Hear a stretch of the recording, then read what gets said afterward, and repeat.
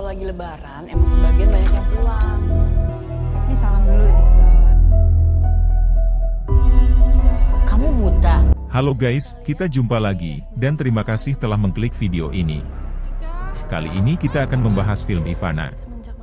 Film yang berkisah tentang kisah seorang noni Belanda bernama Ivana, yang balas dendam kepada pribumi atas kematiannya.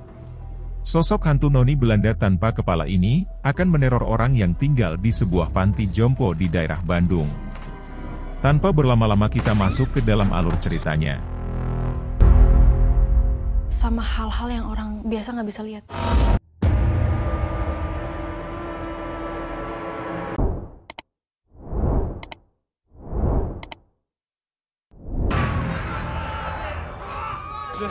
Film diawali dengan seorang gadis Belanda bernama Ivana van Dijk, yang malam itu menyaksikan sekelompok tentara Jepang, membunuh semua keluarganya. Kemudian, Ivana menyuruh para pembantunya untuk segera pergi.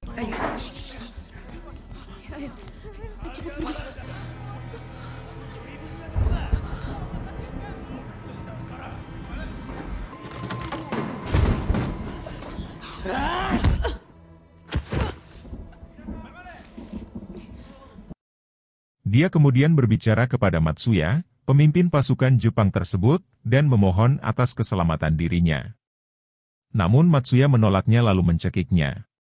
Kemudian, Saiful yang merupakan kekasih Ivana datang dan memukul Matsuya dengan sebuah batu. Namun, Matsuya bangkit dan menembakkan pistol ke arah mereka.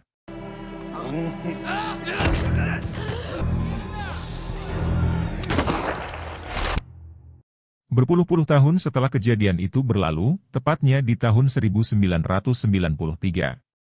Terlihat dua kakak beradik, Ambar dan adiknya Dika, yang sedang melakukan perjalanan menuju ke kota Bandung. Ambar merupakan seorang gadis yang memiliki keterbatasan penglihatan.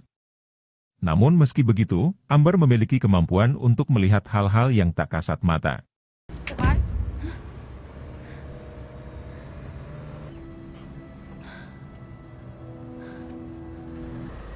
Ambar, ada siapa-siapa kan di belakang?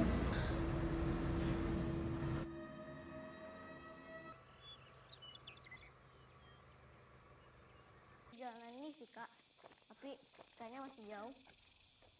Saat mereka tiba di sebuah panti jompo, milik teman mendiang ibu mereka di pedalaman Bandung. Mereka disambut oleh Agus dan ibunya Bibiwati. Saat itu adalah menjelang Lebaran, sehingga penghuni panti sebagian besar pulang ke keluarganya masing-masing. Lalu Ambar kemudian dikenalkan pada para penghuni panti yang masih tersisa, yaitu Nenek Ani, Oma Ida, dan Kakek Farid. Dia juga dikenalkan pada satu-satunya perawat di sana bernama Rina. Namun beberapa saat kemudian, Bibiwati pamit karena akan berlebaran di tempat lain. Aku sekalian pamit ya. Hati ya Bu. Ya, oke. Dadah. Dah. Kemudian datanglah Arthur, cucu dari Oma Ida, yang berkenalan dengan Ambar. Cucu kesayangannya Ida. Kesayangan Oma Ida, tapi jarang kesini. Setelah itu, kakek Farid dan Dika bermain lempar frisbee di halaman belakang. Namun, tanpa sengaja frisbee yang dilempar si kakek masuk ke sebuah bangunan pavilion kosong yang berada di samping panti. Kemudian, si kakek meminta Arthur untuk membantu Dika mengambilnya. Arthur lalu mendobrak pintu bangunan tersebut, dan masuk untuk mengambil frisbee bersama Dika.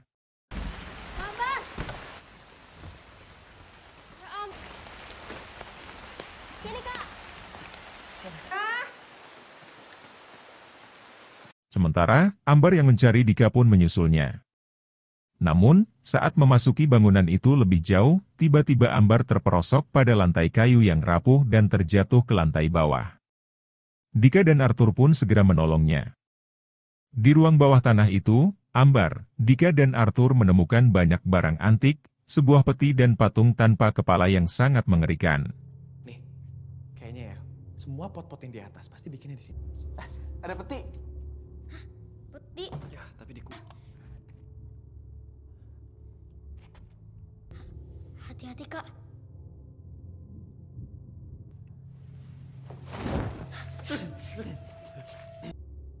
Ini patung kan?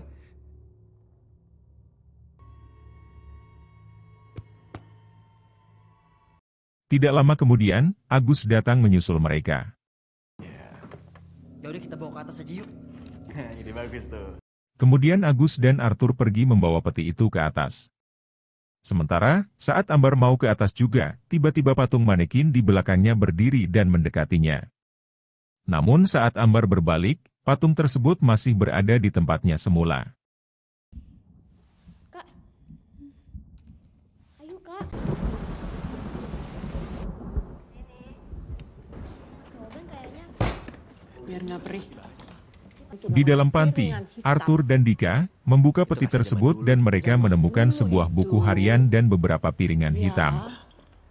Cantik ya. Mali ngambil barang orang. Kemudian Nenek Ani menyelutuk bahwa mengambil barang orang lain itu pamali, dan Oma Ida pun menyelanya dan mereka pun saling berdebat.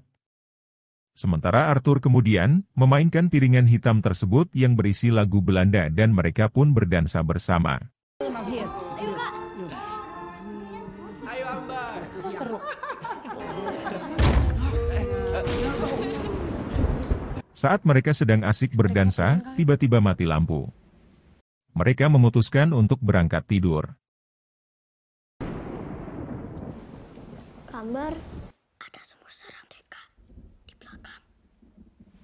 Enggak kok, Dik. Kamar nggak ngeliat apa-apa. Udah malam, tidur. Sementara Agus yang ternyata mempunyai hubungan spesial dengan Rina berada di dapur. Saat mereka sedang bermesraan, tiba-tiba pintu terbuka sendiri.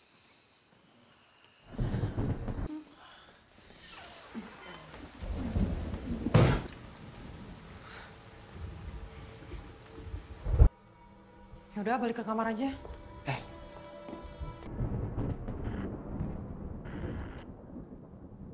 Di tengah malam, Ambar terbangun oleh suara interkom yang menyala dan berisik. Dia pun keluar kamar dan mencoba memanggil Agus. Tiba-tiba seseorang menabrak dirinya, dan seketika suasana ruangan berubah menjadi terang, dan dia menyaksikan Ivana sedang bersama dengan Saiful yang terluka.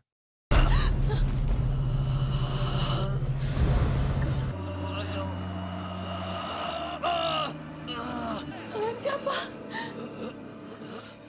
Saya memberkakan.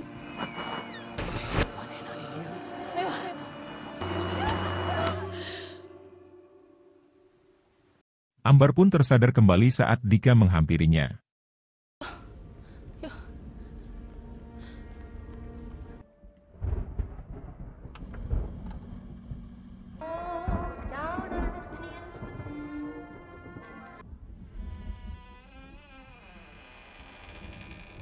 Sementara itu, Nenek Ani juga terbangun karena interkom yang menyala. Nenek Ani kemudian bangun dan menuju ruang tengah untuk mematikan gramofonnya.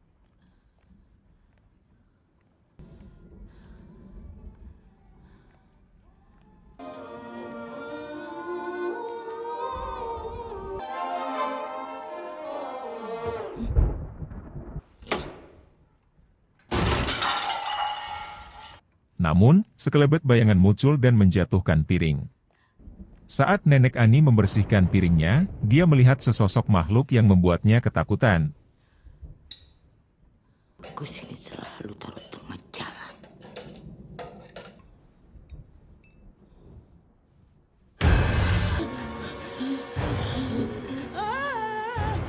Dia pun berlari dan memasuki kamar mandi lalu menguncinya. Namun, sosok tersebut ternyata ada di belakangnya dan mencekiknya dengan kuat hingga kedua bola matanya terlepas.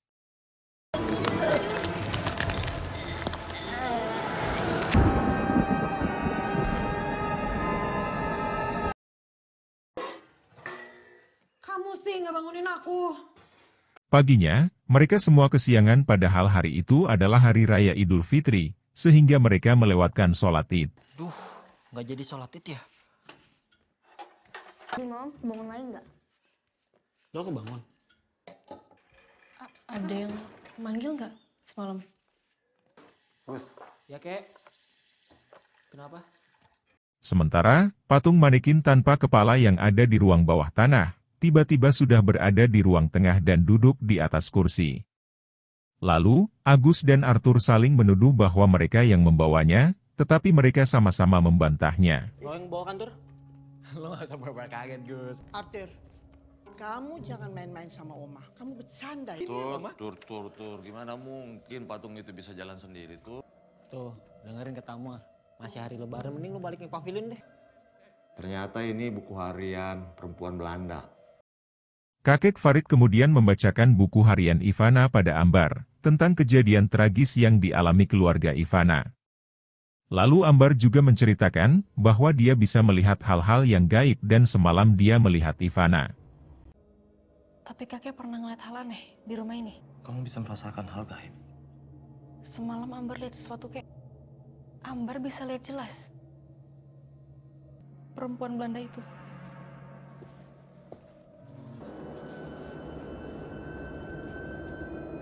Lagi ya, Oma senyum dong. Oh, senyum. Senyum, Oma. Foto yuk. Sorry telat. Tidak apa-apa. Ayo. Mbak Wina, Agus, foto dulu dong sini. Yuk. Setelah itu, mereka semua kemudian berfoto di dapur, dan menyadari bahwa Nenek Ani tidak ada di antara mereka. Rina kemudian ke kamar Nenek Ani untuk memanggilnya, namun Nenek Ani tidak ada di kamarnya. Mereka kemudian beramai-ramai mencari Nenek Ani. Nenek Ani udah ada? Di halaman belakang juga nggak ada. Kita harus cari.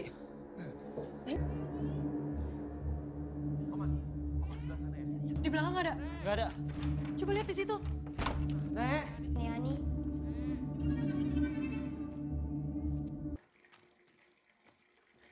Nek. Nenek.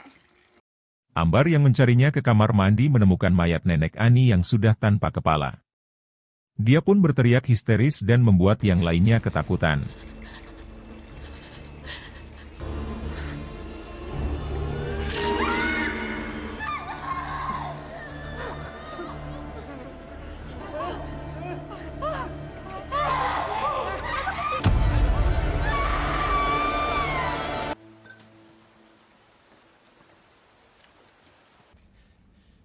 Bukain nggak, Gus? Buka! Arthur yang ketakutan bermaksud membawa Oma Ida pergi. Namun Agus tidak mengizinkannya dan mengunci tempat itu. Saat mereka melihat ke ruang tengah, Arthur merasa melihat patung manekin tersebut sudah tidak ada. Tapi saat dia melihat kembali, ternyata patung itu masih ada di tempatnya. Oma itu tidak merasa aman di sini, Agus.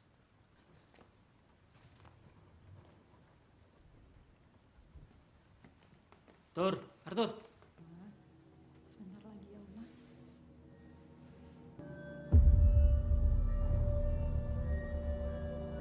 Patung di situ ada yang mindahin. Lo lihat tuh.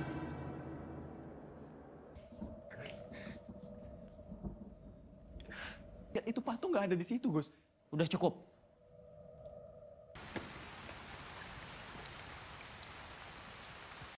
Tak lama kemudian seorang anggota polisi bernama Yudi datang untuk menyelidiki peristiwa tersebut. Yudi kemudian melihat kondisi mayat Nenek Ani dan panik.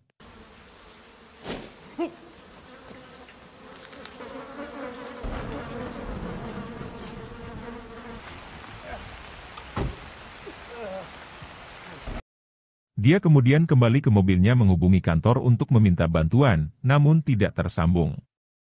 Yudi kemudian kembali masuk ke rumah mencoba menghubungi lewat telepon rumah yang ternyata juga mati. Pusat, masuk pusat. Saya butuh bantuan.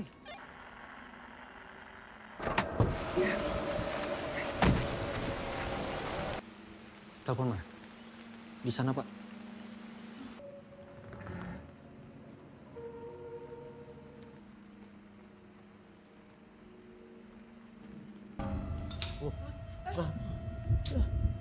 Kayak mati banget.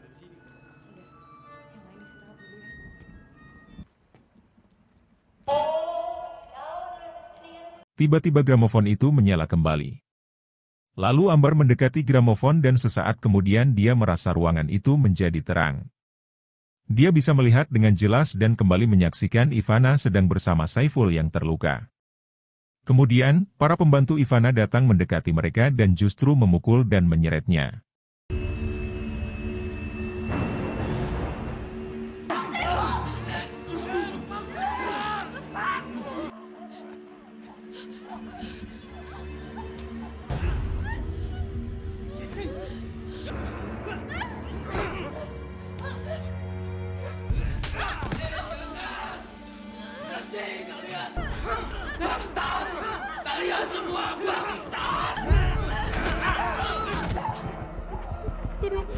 Ambar melihat para pembantu Ivana yang terdiri dari orang-orang pribumi justru menganiaya Ivana.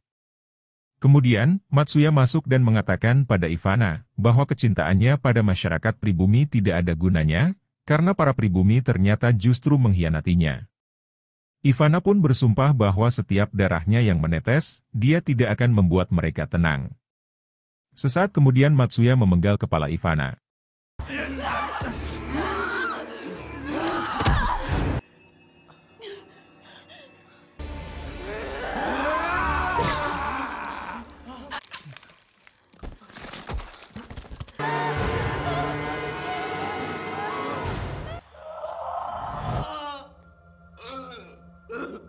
Saiful yang menyaksikan kejadian tersebut berteriak dan lalu membawa mayat Ivana menuju keluar rumah.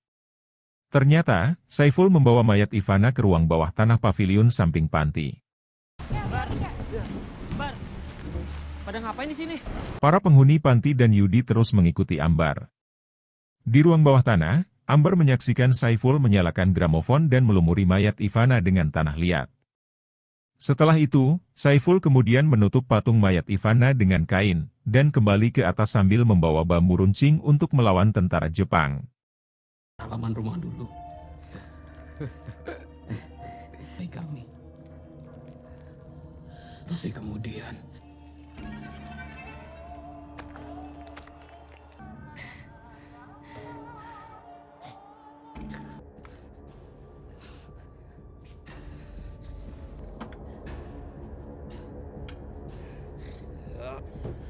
Ini kenapa?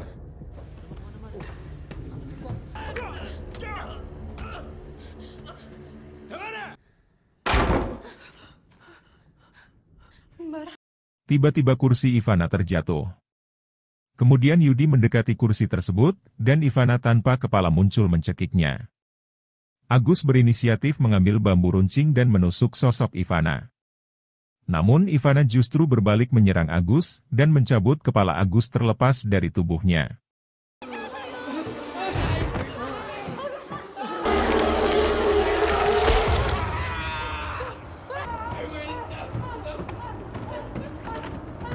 Semua, masuk mobil saya! Ayo! Ayo cepetan semuanya! Mereka pun semua segera naik ke atas dan berusaha kabur dari tempat itu menggunakan mobil Yudi. Namun sialnya, mesinnya tidak mau menyala. Suara Ivana kemudian terdengar lewat interkom mobil polisi yang mengatakan bahwa dia menginginkan kepalanya kembali.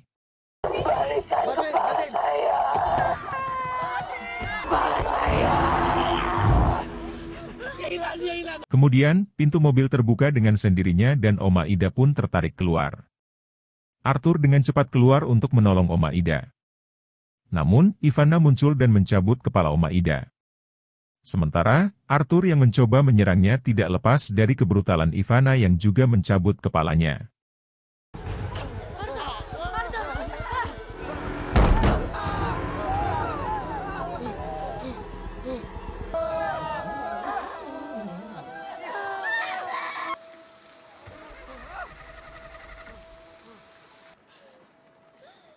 Terus kita harus gimana? Kita harus hancurin patungnya. Mereka kemudian memutuskan kembali ke dalam rumah untuk menghancurkan patung Ivana. Ambar kemudian teringat bahwa tentara Jepang telah membuang kepala Ivana ke dalam sumur di belakang rumah. Mereka kemudian menuju sumur itu sambil membawa patung Ivana.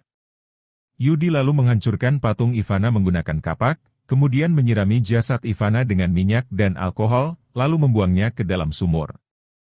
Saat mereka akan membakarnya, ternyata korek Yudi tertinggal di mobil dan dia pun segera mengambilnya. Jasadnya ada di patung ini.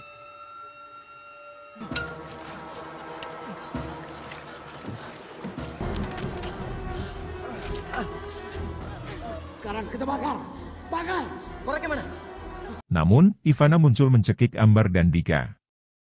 Rina yang melihatnya kemudian mengambil kapak dan menyerang Ivana dari belakang, dan membuat Ivana terjatuh ke dalam sumur membawa Ambar dan Dika.